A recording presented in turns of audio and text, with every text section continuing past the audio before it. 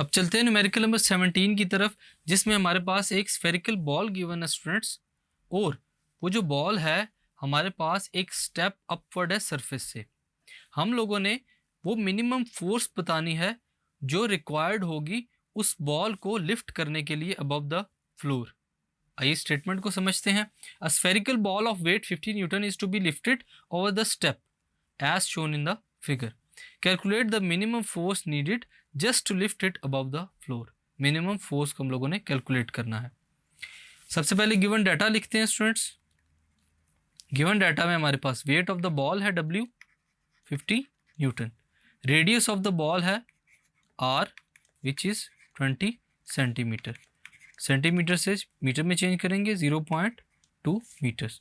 Total height of the step, जो step है हमारे पास उसकी टोटल हाइट कितनी है, ये जो 5 सेंटीमीटर का है इसको लिखते हैं H 5 centimetre which is equal to 0.05 metres. Find हम लोगों ने क्या करना है students, minimum force needed to lift the ball over the floor. हमें वो मिनिमम फोर्स चाहिए जिसकी मदद से जो 5 सेंटीमीटर का स्टेप है इसके ऊपर से बॉल गुजर जाए। सो फोर्स हम लोगों ने यहाँ पर वो मिनिमम फाइंड करनी है। स्टूडेंट्स इसको डिस्कस करते हैं कि जो यहाँ पर फॉर्मूला नीडेड होगा वो हम लोग कहाँ से निकालेंगे। पाइथागोरस थ्योरम और सेकंड कंडीशन ऑफ इक्विलिब्रियम को यूज़ करते हुए हम लोग इसको फाइंड कर सकेंगे। जो चीज़ें रिक्वायर्ड है हमारे पास वो क्या है, पाइथागोरस थ्योरम और सेकंड कंडीशन ऑफ इक्विलिब्रियम जो है वो यहाँ पर रिक्वायर्ड होगी। अब हमारे पास जो फोर्स फाइंड करनी है स्टूडेंट्स, सबसे पहले हम लोग क्या करेंगे, let's draw a perpendicular from the centre to the bottom. हम लोग एक परपेंडिकुलर को ड्रॉ करते हैं सेंटर से लेकर बॉटम तक, जिसकी हमारे पास वैल्यू होगी AG is equal to R। Next we draw a line from centre of the ball to the step AC। सबसे पहले हम लोग एक परपेंडिकुलर ड्रॉ करेंगे सेंटर से बॉटम तक का, जो हमारे पास शो हो रहा है AG is equal to R, जैसा कि आप लोग डायग्राम में देख सकते हैं। इसके बाद नेक्स्ट हम लोग ड्रॉ करेंगे एक लाइन सेंटर से लेकर बॉल तक जो कि स्टेप तक आ रही है, वो हमारे पास क्या होगी students, AC। And finally draw a horizontal line from the step H to the AG। It makes a right angle triangle. आप देख सकते हैं डायग्राम के अंदर कि एक राइट एंगल ट्रायंगल बन रही है इन तमाम वर्टिसेस को मिलाने के बाद, जो कि हमारे पास है ABC की फॉर्म में। यहाँ पर AB जो है वो किसके इक्वल है, 20 - 5 के विच इज़ 15 सेंटीमीटर, और अगर हम लोग मीटर्स में चेंज करें तो ये बनता है 0.15 मीटर्स। अब अगर हम लोग इस डायग्राम को देखते हुए पाइथागोरस थ्योरम को अप्लाई करते हैं तो वो अप्लाई होता है हाइपोटेन्यूज के square is equal to perpendicular का स्क्वायर प्लस बेस का स्क्वायर। वैल्यूज को पुट करते हैं, AC इक्वल है R के स्क्वायर के, BC एज इट इज़ आ जाएगा, प्लस AB की वैल्यू है 0.15 जिसका हम लोग स्क्वायर ले लेंगे। सॉल्व करेंगे तो BC यानी कि परपेंडिकुलर का जो स्क्वायर है वो किसके इक्वल हो जाएगा, हाइपोटेन्यूज का स्क्वायर माइनस बेस का स्क्वायर। वैल्यूज को सॉल्व करेंगे, BC square is equal to 0.2 का स्क्वायर माइनस 0.15 का स्क्वायर। 0.2 का स्क्वायर होता है 0.04, 0.15 का स्क्वायर होता है 0.0225 विच इज़ इक्वल टू 0.0175।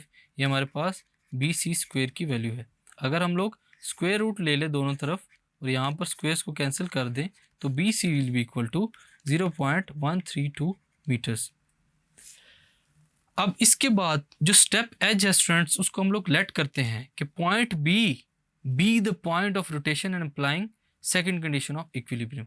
हमारे पास ऐसा पॉइंट B जो हमारे डायग्राम में मौजूद होगा, वहाँ पर जो पॉइंट ऑफ रोटेशन है वो अप्लाई हो सकता है, और हम लोग इस पॉइंट B को पॉइंट ऑफ रोटेशन कंसीडर कर सकते हैं by applying second condition of equilibrium.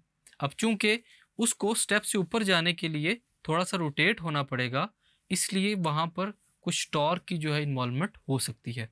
So point B को हम लोग एवेलुएट करने के लिए क्या करेंगे students, second condition of equilibrium को यूज़ करेंगे। Using second condition of equilibrium क्या होगी, sum of all the torques will be equal to 0।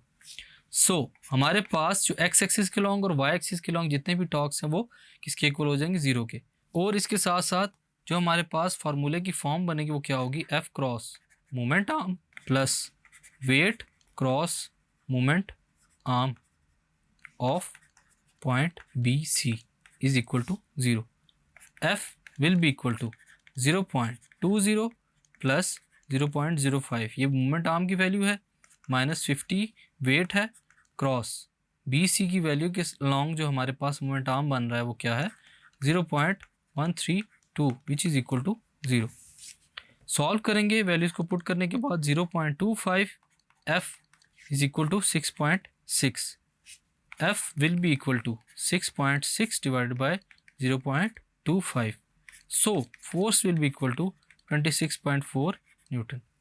So students, second condition of equilibrium की मदद से हम लोगों ने पाइथागोरस थ्योरम को यूज़ करते हुए एक ट्रायंगल या वर्टिसेस या वेक्टर्स की फॉर्म में इजीली उस फोर्स को फाइंड किया जो रिक्वायर्ड है उस बॉल को कि वो रोटेट करके उस स्टेप के ऊपर से गुजर सके। होप सो आपको ये न्यूमेरिकल समझ आ गया होगा। Thank you.